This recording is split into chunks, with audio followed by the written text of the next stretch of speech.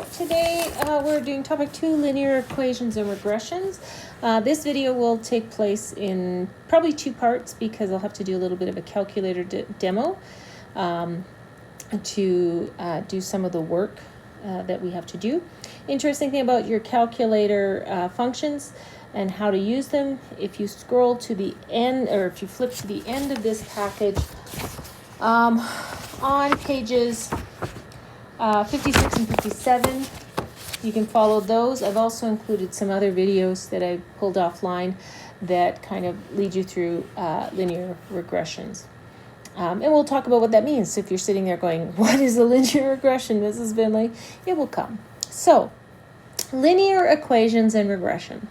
So linear equations are equations that create a straight line, right? So we're talking about linear equations here.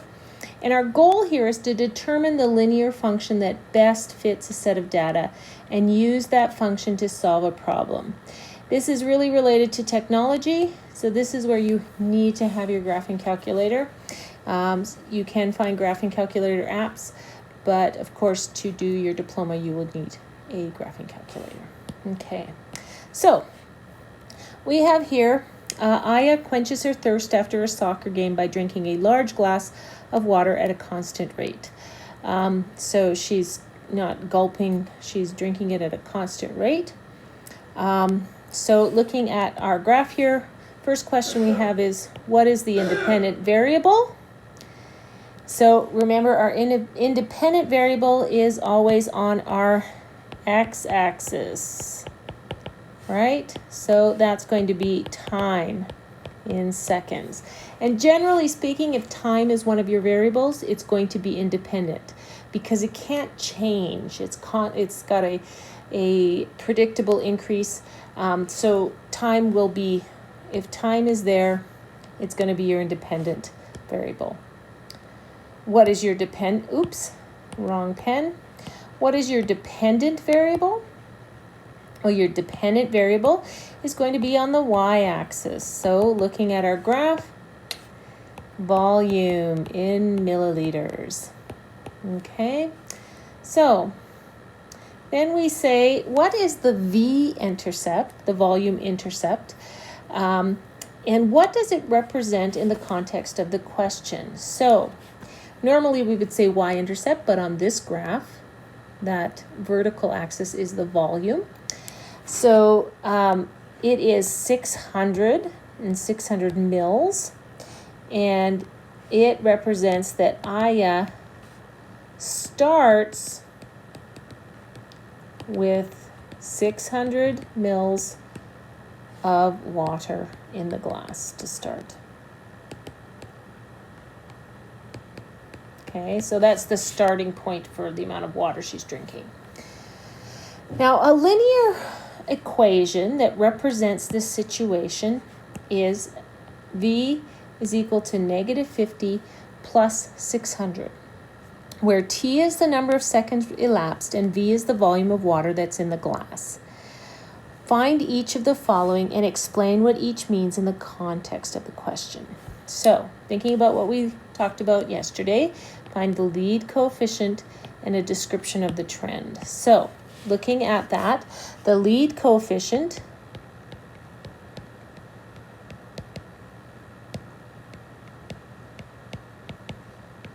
is minus 50, and it's the amount of water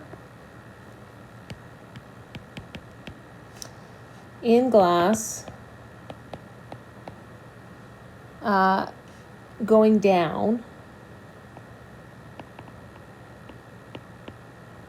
per each second. So she's drinking, Aya drinks 50 mils per second. Okay, all right, and it's negative, so that's telling you it's going down, right? What is the constant? Well, the constant, looking at our information, is 600, right? So this is graphically It's the v-intercept. Okay? And it is the starting amount of water.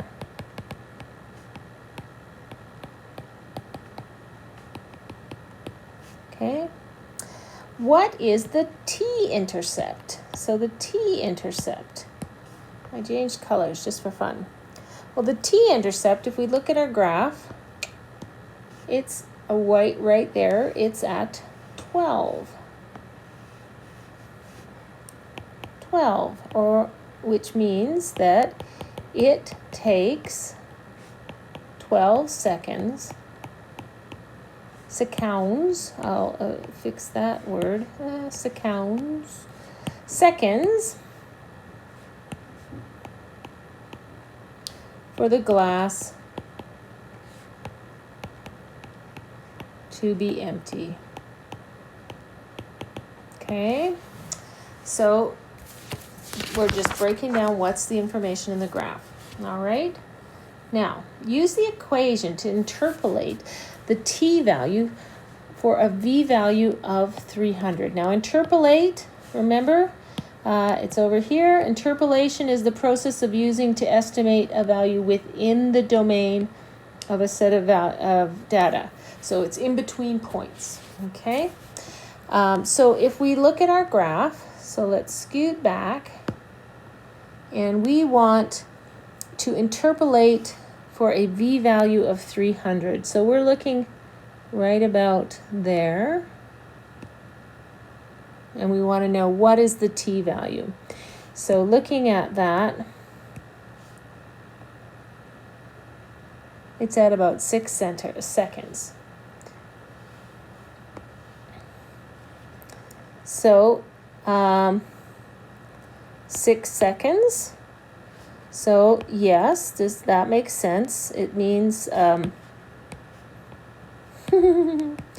yes. 6 seconds is half the time. And 300 and it was milliliters, correct? Yes. Milliliters is half the water. So at half the time, we're at half the water. That makes sense. It's a nice straight line. After 2 seconds, what's the approximate volume of water in the glass? So let's scoot back after 2 seconds. So we're also interpolating here. So 2 seconds, the water is right about there. So it's at about 500 mils. Okay. So we're just basically reading our graph there. At what time is there 250 mils of water remaining? So let's look. 250 would be right about halfway through there. So we go over to the line and down. Looks about 7 seconds. So a lot of this is just reading the graph. Okay. Determine an appropriate domain and range for the question. Well, normally with the linear equation, we would say x is in the reals and y is in the reals, but we can't. Why can't we? We can't have negative time or less than 0 H2O. Once that glass is empty, it's empty, okay? So we have to look at our range, right? So for our time, t is greater than or less than 0, and it is less than or equal to, it's greater than or equal to 0 and less than equal to 12. And the volume is greater than or equal to 0 and less than or equal to 600. Okay, so in a real world situation, your domain and range is going to be limited by those real world factors. So let's talk about some information here. A set of data can be represented by ordered pairs. The independent variable is the variable being manipulated.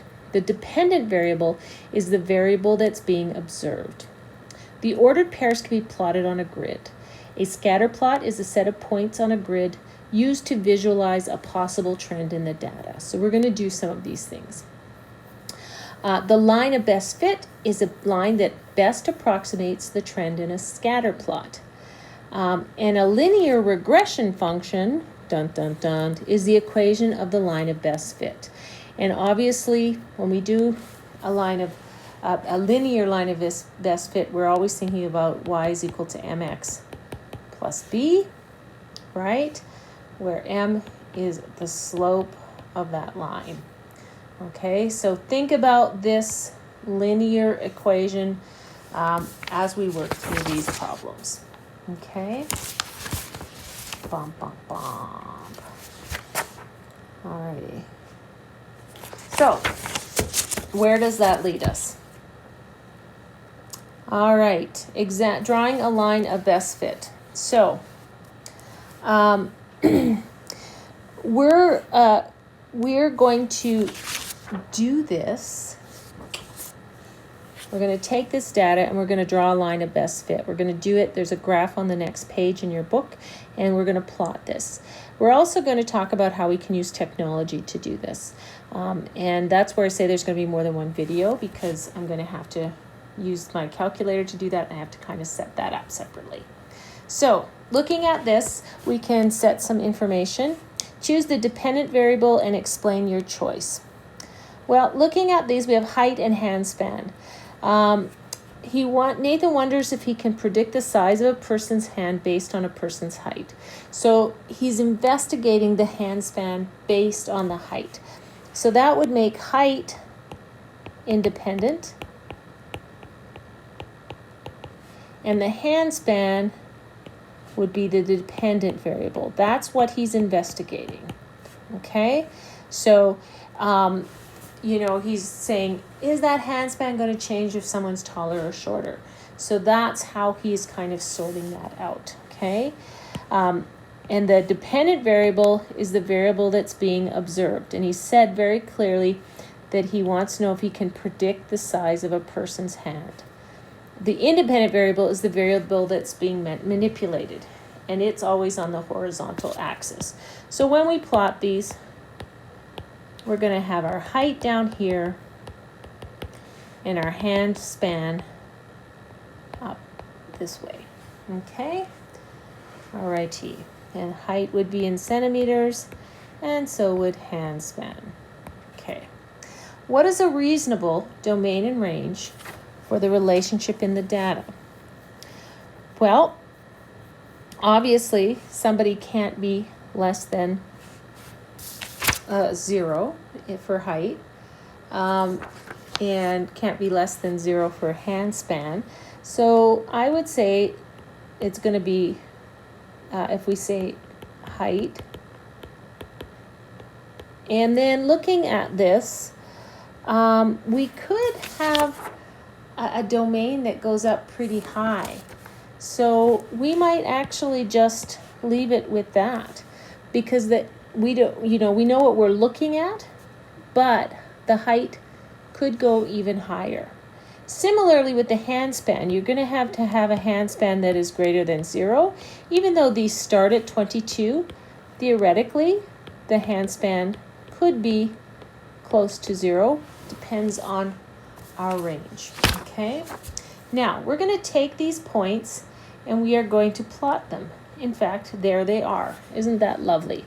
All those points from that data is plotted. This is a scatter plot. And what we can do is we can take a ruler to draw a line that approximates the best fit for these points. Now, that can be tricky because we have ones that are going, there's quite a spread there, right? Like if I look at it, right, I've got quite a spread encompassing all my points there. So a line of best fit is just that, a line of best fit. If you go into sciences, there's a whole technique for plotting lines of best fit. When I went to university, we learned how to do that. I don't know if they learn that now. I just drawn an approximate line of best fit, Your lines might be slightly different. You might have chosen to go slightly like this, or perhaps erring on this side. So a line of best fit is just that, a line of best fit. And there's going to be, with a scatter plot, there's going to be some give and take there. However, we can use our calculator to do a linear regression to help us do this differently.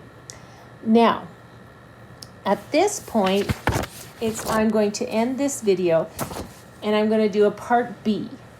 And in that part B, I'm going to use my calculator. I'm going to film it to show you how to do a linear regression to solve this problem.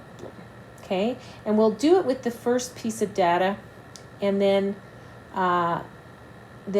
we'll do it with the next part in the thing. But we're going to end this. So this is part A.